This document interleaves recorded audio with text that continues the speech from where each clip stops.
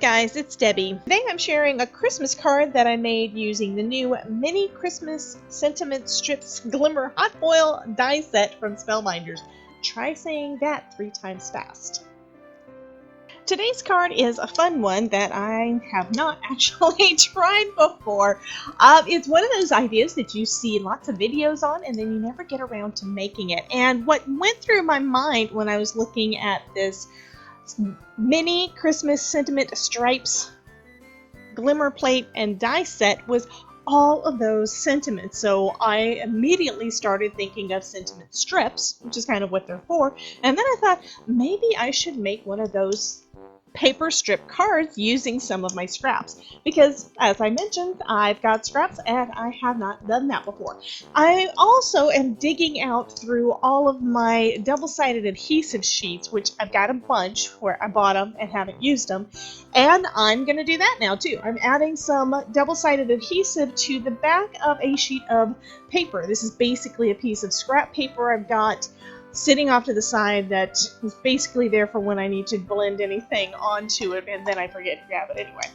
Anyhow, I am putting some of that double-sided adhesive on the back. The reason for that is it's going to be what my little strips of paper from my scraps is going to stick to.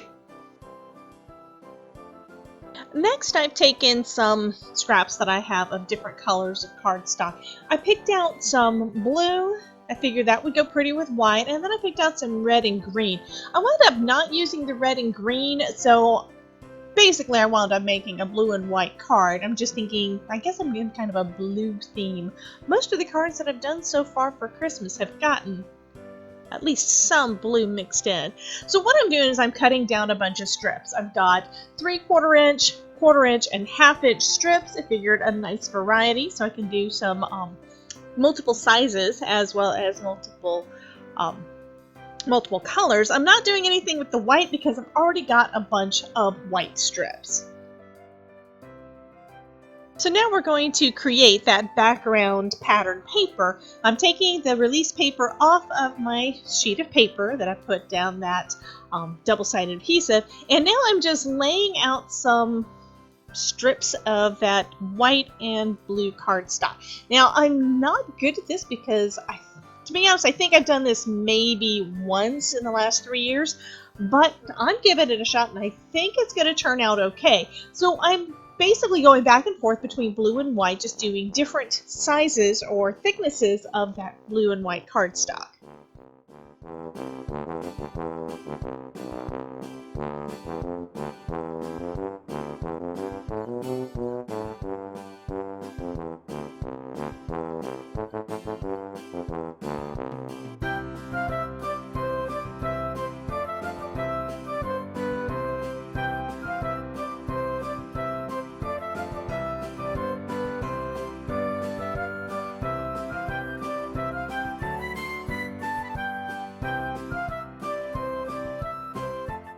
Once I've got the panel completely covered, I'm going to trim off all of that excess. Some of it I can use again. As you can see, I used a little tiny piece to get that little corner. And then I'm taking it over to my paper trimmer and I'm going to trim it down some more. First, I want to get all of the excess off of it.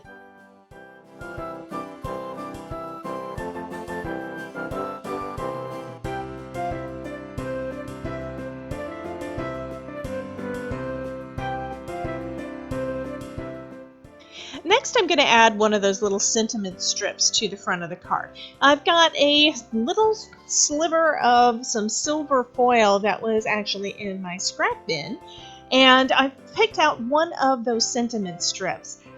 Sentiment strip glimmer plates. So I'm going to go ahead and run this through my Gemini Junior. I do have it set on, looks like I've got this one set on medium heat because I'm using Gemini foil. And I'm only putting it in for 15 seconds because this is a tiny, tiny plate. So I'm going to go ahead and run that through my Gemini Junior.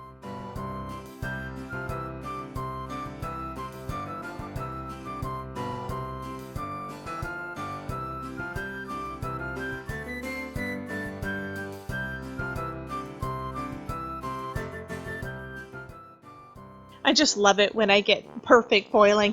Trouble is, the silver is getting a little bit lost on that white, and I feel like I need something more on the card. So I'm gonna cover it in a bunch of snowflakes.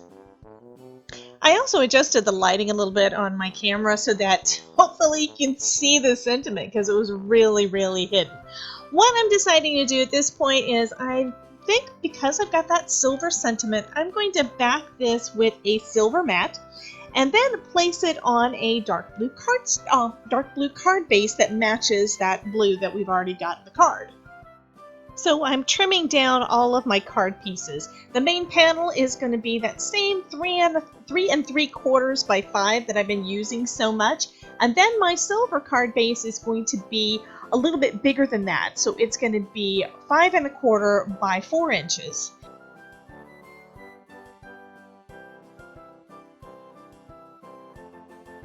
I'm adhering my silver panel onto my blue panel because I'm going to do something a little different than what's typical with my main panel when I put that one on.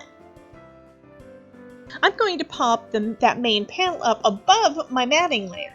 Now, I don't know why I hadn't thought of this sooner, or for that matter, why I thought of it now, but I really like that slightly different effect that it gives on some of my cards lately. This goes on nice and easy, and then you're going to have just that little bit of dimension between the mat and the main panel.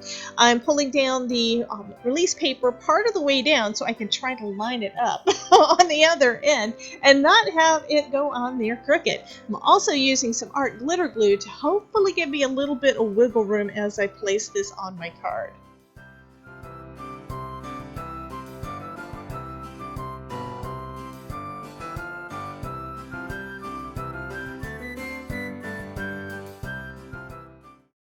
Of course, this is when I realized that, yes, it was on there crooked. So thanks to Art Glitter Glue for helping me out with that. I think what I'd been doing, and I hadn't noticed it until now, is that I put everything on there fine, I line it up fine, and then as soon as I go to press it down, I wind up making it go crooked. Now I'm using a bunch of these really precious little snowflakes. These are from another of the new Spellbinder die sets. It's the holiday decorations etched dies, and I'll be sharing another video on a card that I created using a lot of items from that die set soon as well. Anyway, I am going to go ahead and just adhere these little guys down.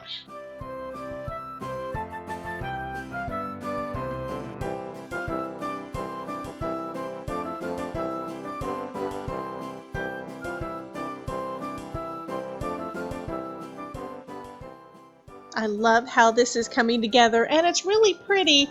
However, it's still missing something, and you guessed it, it's missing some gems.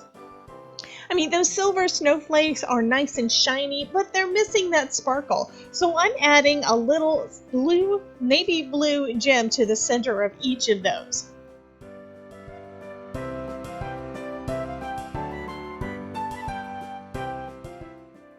And then I'm adding more gems around the rest of the card.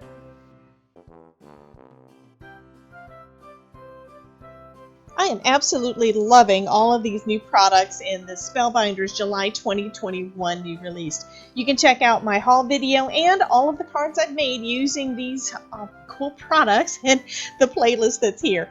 Thanks so much for dropping by, and remember, if I can make it, you can too.